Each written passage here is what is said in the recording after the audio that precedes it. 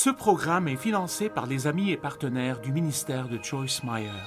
Vous n'avez pas à vivre avec la culpabilité et la condamnation tout le temps et à avoir toujours peur d'avoir déçu Dieu. En fait, je peux vous dire que Dieu est content de vous. Et vous pourriez dire non, non, non, Joyce, c'est impossible que Dieu soit content de moi.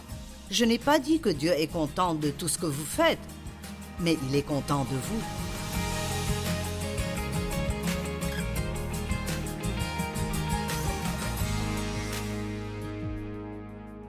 Merci de vous être joints à nous aujourd'hui sur notre programme. J'aime la parole.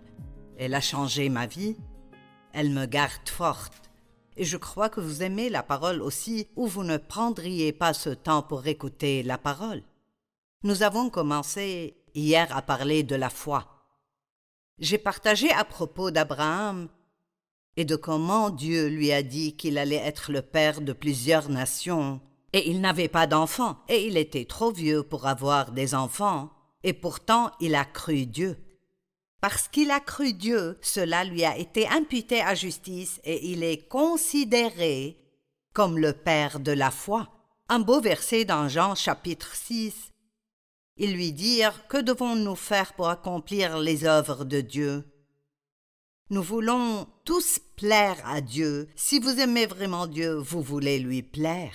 Et si vous ne savez pas ce que dit la Bible, le diable vous donnera une grande et longue liste de choses qu'il vous dira que vous devez faire pour plaire à Dieu, y compris être parfait et ne jamais faire d'erreur. Mais si nous pouvions être parfaits et ne jamais faire d'erreur, nous n'aurions pas besoin de Jésus. Donc nous avons tous des forces, mais nous avons aussi tous des faiblesses aussi. Nous avons tous des erreurs et avons besoin du pardon. Et Dieu merci, elle est toujours disponible pour nous. La miséricorde de Dieu est nouvelle chaque jour. Chaque jour. Et si vous avez un péché sur votre conscience en ce moment, ou vous avez une chose pour laquelle vous vous sentez coupable, Dieu veut que vous lui tendiez la main, que vous vous repentiez de ce péché, que vous lui confessiez. Il sait de toute façon. Je ne sais pas pourquoi on pense qu'on cachera quelque chose à Dieu, il sait tout. Et se repentir signifie se retourner et à aller dans une nouvelle direction. Débarrassez-vous de cette chose aujourd'hui. Aujourd'hui est un nouveau jour et Dieu a de nouvelles choses pour vous. Paul a dit que la chose la plus importante est de laisser toutes les choses qui sont derrière et de se concentrer sur les choses qui sont devant. Ainsi, sans la foi, il est impossible d'être agréable à Dieu. Ceux qui viennent à lui doivent croire certaines choses. Hébreux 11:6 dit que nous croyons que Dieu existe. Vous n'êtes jamais nulle part où Dieu n'est pas. Il est partout, tout le temps. Et vous croyez qu'il récompense. Oh, je suis si heureuse que Dieu récompense, qu'il est bon, qu'il récompense ceux qui le recherchent avec diligence, ceux qui font exactement ce que vous faites en ce moment. Vous passez du temps à étudier la parole. Cela fait partie de la recherche de Dieu, de même que la prière et vouloir connaître la volonté de Dieu. Donc vous croyez qu'il récompense. Il vous récompense parce que vous passez du temps à le rechercher. Notre foi doit être en Dieu seul, pas en nous-mêmes, pas en les autres, pas en notre argent, pas en la banque. Nous utilisons toutes ces choses, mais notre foi ne doit être qu'en Dieu seul. Qu'est-ce que Dieu veut que nous croyions exactement? Nous avons déjà parlé de deux choses. Croyez qu'il existe et qu'il récompense ceux qui le recherchent avec diligence. Dieu veut que nous croyions qu'il est bon. Et vous dites, eh bien, si Dieu est bon, pourquoi de mauvaises choses arrivent-elles à de bonnes personnes? Il y a beaucoup de réponses à cette question et pourtant il n'y a vraiment pas de réponse à cette question. Il y a de bonnes personnes qui tombent malades, de bonnes personnes qui meurent, qui ont des accidents. Il y a de mauvaises personnes qui semblent être bénies, parfois un peu trop. Tout ce que je sais, c'est que j'ai renoncé à tout comprendre il y a longtemps. Le Proverbe 3 dit « Confie-toi en l'Éternel de tout ton cœur et de tout ton esprit et ne t'appuie pas sur ton intelligence. » Vous n'êtes pas assez intelligent pour tout comprendre. Job a essayé de comprendre tout ce qui lui arrivait et il a demandé à Dieu pourquoi plusieurs fois. Et vous savez, ce qui est intéressant, c'est que Dieu ne lui a jamais répondu. Dieu lui a dit « Eh bien, laisse-moi te poser quelques questions. » Et donc, il lui a demandé « D'où vient la foudre? D'où vient la pluie? As-tu créé la terre? Je veux dire,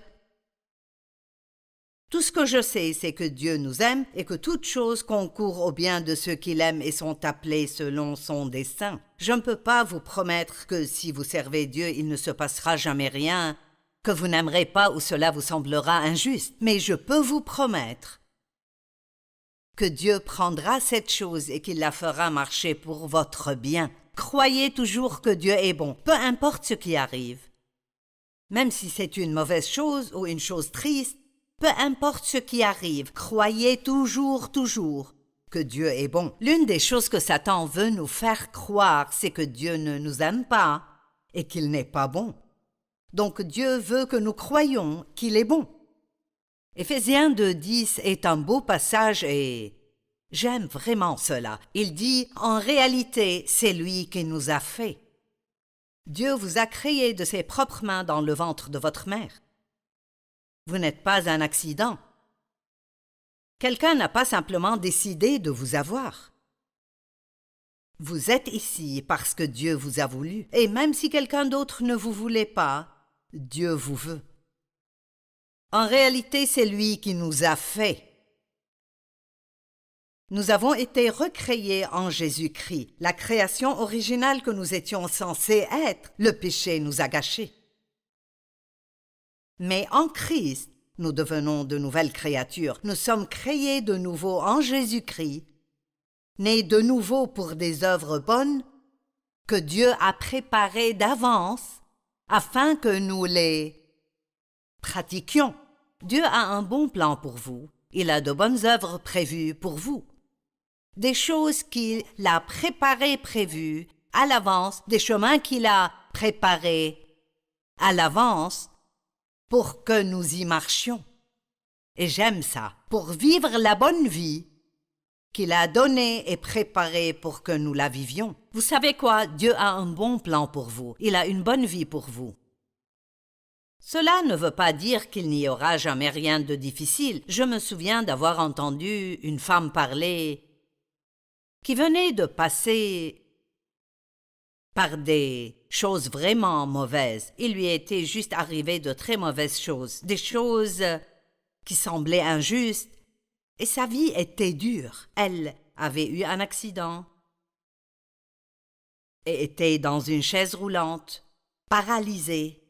Et donc à peu près tout ce qu'elle faisait était dur. Mais elle disait qu'elle avait une belle vie dure et j'aime ça. Je ne dirais pas que ma vie a été facile, mais ma vie a été bonne. J'ai été abusée sexuellement au début de ma vie jusqu'à l'âge de 18 ans. Mon premier mariage était un désastre absolu et il courait avec d'autres femmes et ne travaillait pas, ne s'occupait pas de moi. Et j'ai eu un cancer du sein il y a 35 ans. Il m'est arrivé des choses difficiles, mais quand je regarde ma vie, j'ai eu une belle vie. Pourquoi? Parce que Dieu est bon et parce qu'il prend tout et le fait concourir pour le bien de ceux qui continuent à l'aimer. Vous ne pouvez pas juste aimer Dieu au sommet des montagnes, vous devez l'aimer tout autant quand vous êtes dans la vallée. Dans Deutéronome 8, Dieu a dit aux Israélites qu'il les avait conduits pendant ces 40 ans dans le désert pour les humilier et les mettre à l'épreuve, pour voir s'ils respecteront ou non ses commandements. Il y avait un chemin beaucoup plus court. En fait, il fallait 11 jours de l'Égypte jusqu'à la terre promise. Mais ça leur a pris 40 ans et il y avait un chemin plus court. Même lorsqu'ils sont arrivés à la mer Rouge où la situation impossible, il y avait un chemin beaucoup plus court. Mais il ne les a pas pris par le chemin court, mais par le chemin long et difficile. Peut-être que vous avez l'impression d'avoir pris le chemin le plus dur. Eh bien, si vous voulez vraiment rendre le diable fou, dites simplement 20 fois tous les jours « Dieu est bon ». Dieu est bon.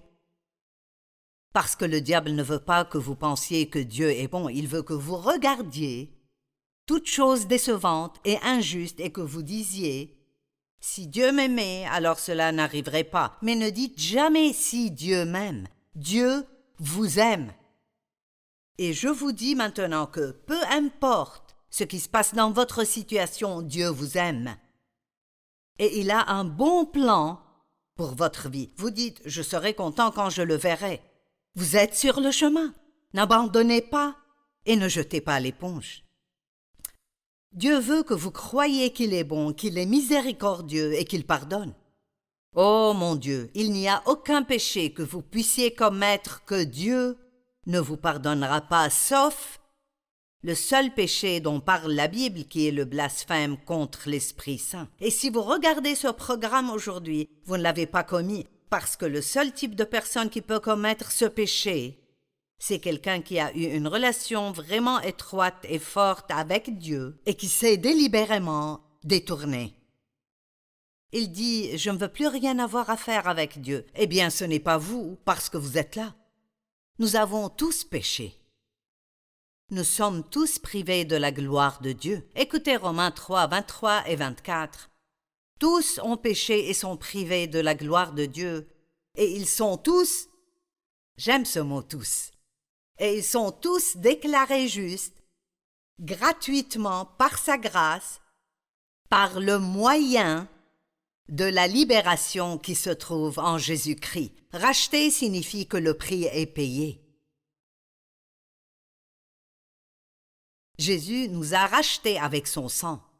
Il a racheté le plan original que Dieu avait pour sa création, que l'ennemi a volé quand il a menti à Adam et Ève et ils l'ont cru.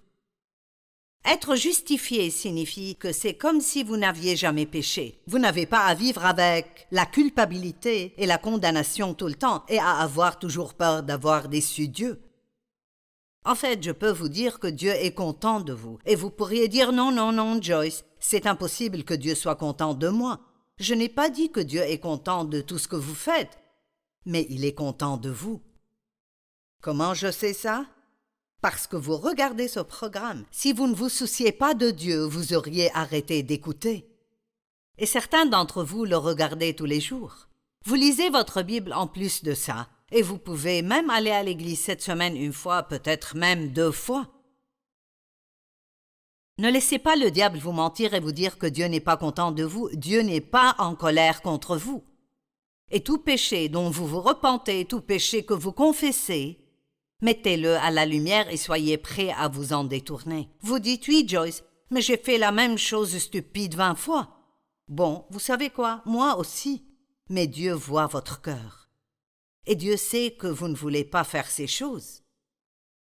Et nous continuons d'essayer de nous changer quand nous avons besoin de dire « Dieu, je ne peux pas me changer, je te fais confiance pour me changer. » Arrêtez d'essayer de surmonter vos faiblesses par vous-même. Faites confiance à Dieu pour vous changer. J'ai prié pour ça ce matin. Dieu, rends-moi forte dans les domaines où je suis faible.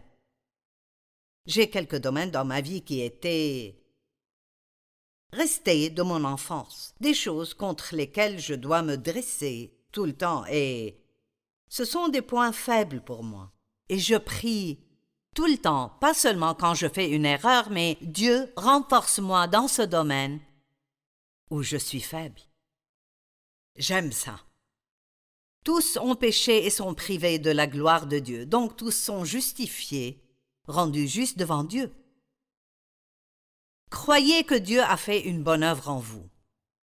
Croyez que vous n'êtes pas un accident, que vous avez de la valeur, que vous avez un but, que Dieu a un plan pour vous.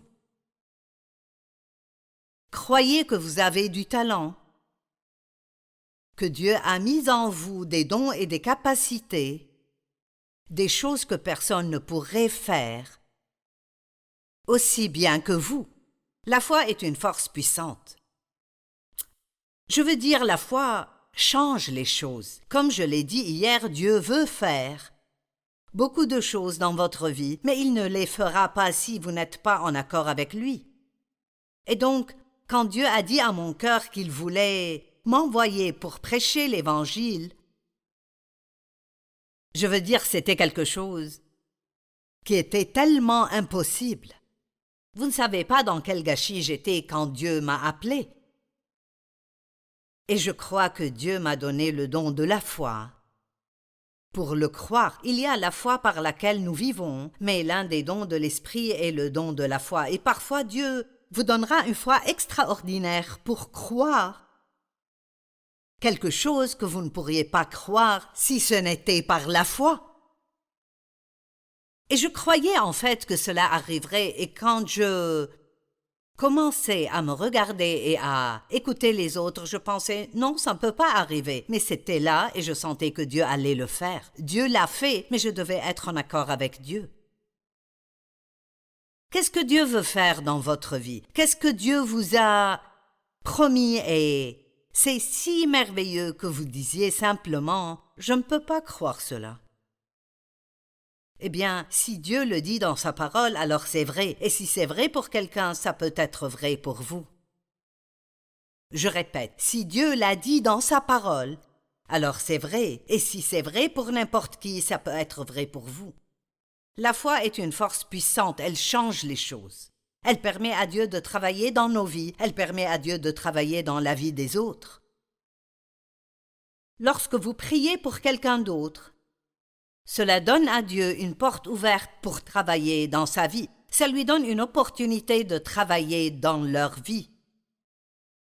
Il y a quelqu'un pour qui je prie pour que Dieu adoucisse son cœur. Il a juste le cœur dur. Il a le cœur dur à cause de certaines choses difficiles qui lui sont arrivées. Si vous laissez votre cœur devenir trop dur, vous ne pouvez même plus croire en Dieu.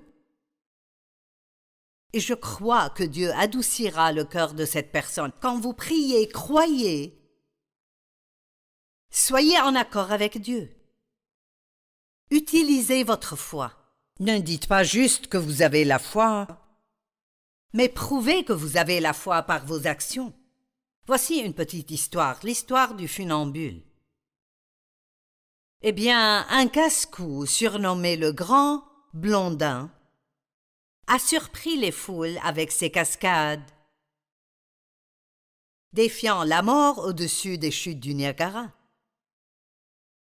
Pointant du doigt la corde raide suspendue au-dessus des chutes du Niagara, cet homme narguait les foules qui s'étaient rassemblées en disant « Qui croit que je peux pousser ce chariot au-dessus des chutes sur cette corde ?» Des mains levées partout. « Oui, nous croyons, nous croyons, nous croyons. » L'homme a pointé une main qui était levée et l'a défié. Il a dit « Si tu crois vraiment, alors viens monter dans mon chariot. » Vous savez, il n'y avait pas de preneur. Dieu le dit « Venez si nous sommes vraiment sérieux. Acceptez-le comme sauveur et commencez une marche de foi avec lui. » Vous savez, Pierre et les disciples, les 11 autres disciples étaient dans une barque au milieu de la mer et Jésus est venu en marchant vers eux sur l'eau. Et Pierre, c'était un homme courageux, il voulait aussi marcher sur l'eau. Et il a dit « Ordonne-moi de venir à toi sur l'eau. » Et Jésus a dit « Viens. » Et Pierre est sorti du bateau et bien sûr, il a marché sur l'eau jusqu'à ce qu'il a eu peur et il a commencé à couler et alors Jésus a dû le sauver. Mais il y avait 12 hommes là-bas. Pourquoi un seul a-t-il marché sur l'eau? Parce qu'un seul était prêt à sortir du bateau.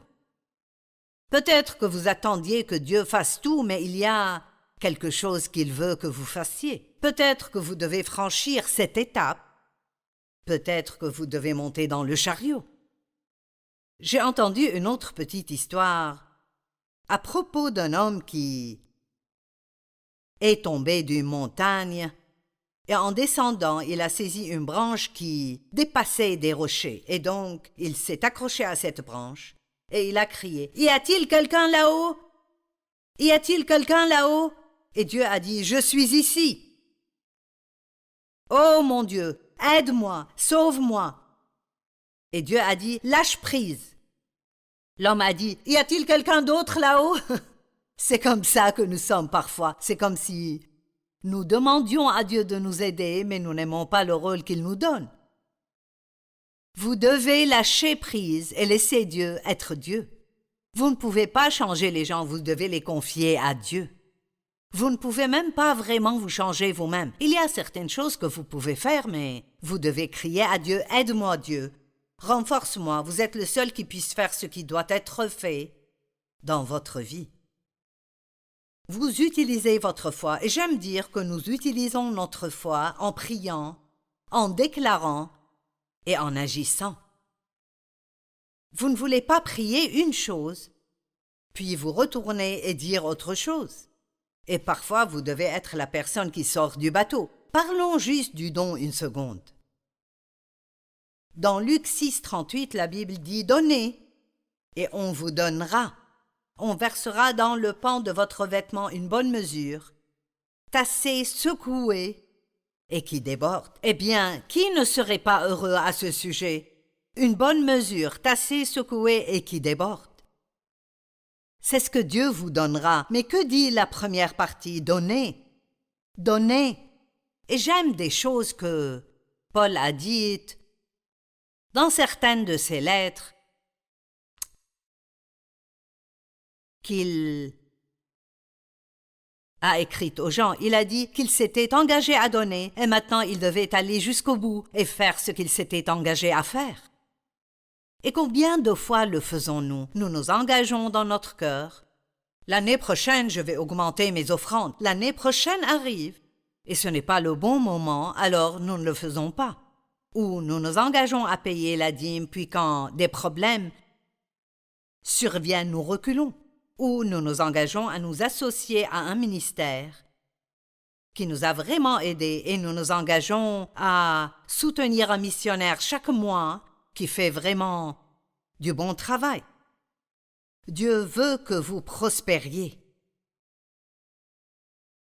Vous dites « J'ai la foi pour la prospérité ». Mais donnez-vous, faites-vous la part que Dieu veut que vous fassiez, donnez-vous. Dieu n'a pas besoin de votre argent, mais ça montre la foi quand vous donnez. Gardez vos engagements, tenez parole. Faites les choses que vous dites à Dieu que vous allez faire. À quoi sert la foi? Est-elle juste pour obtenir les choses que nous voulons et dont nous avons besoin? Oh mon Dieu, non! Pendant combien d'années ai-je utilisé ma foi juste pour prier pour des choses stupides que je voulais? Oh mon Dieu, donne-moi ceci, donne-moi plus de cela. Une fois, le Seigneur m'a parlé parce que j'avais un gros problème avec la condamnation. J'ai appris ça quand j'étais enfant parce que mon père m'a agressé et je sentais que c'était ma faute, ce qui n'était pas le cas. J'étais un enfant, mais je me sentais coupable à cause de ce qu'il m'avait fait et du secret que je devais toujours garder. Et donc, même des années et des années après, et j'étais chrétienne et j'étais même dans le ministère, j'avais toujours un mauvais problème avec la condamnation. Et laissez-moi vous dire que je suis allée à l'église pendant de nombreuses années avant d'apprendre que la foi était plus que simplement croire en Jésus. Mais cette foi est aussi une force que Dieu met en vous par sa grâce que vous pouvez utiliser et qui vous permettra de faire de grandes choses que Dieu veut que vous fassiez. Et donc je croyais pour des choses dont je n'avais même pas besoin. Donne-moi juste plus de ceci et plus de cela. Le Seigneur m'a dit, si tu veux utiliser la foi pour quelque chose, utilise-la pour vivre sans condamnation. Waouh! Waouh! Combien d'entre vous ont besoin de cette parole? Parce que lorsque vous faites quelque chose de mal et vous demandez à Dieu de vous pardonner, même si vous croyez qu'il vous pardonne, très souvent, si vous ne comprenez pas vraiment la parole, vous vous sentirez encore coupable pendant des jours ou même des années après vous être repenti. Mais nous devons croire et comprendre qu'une fois que nous nous repentons de nos péchés, il n'y a plus de condamnation. Il n'y a donc maintenant aucune condamnation pour ceux qui sont en Jésus-Christ. La loi de l'Esprit qui donne la vie m'a libéré de la loi du péché et de la mort.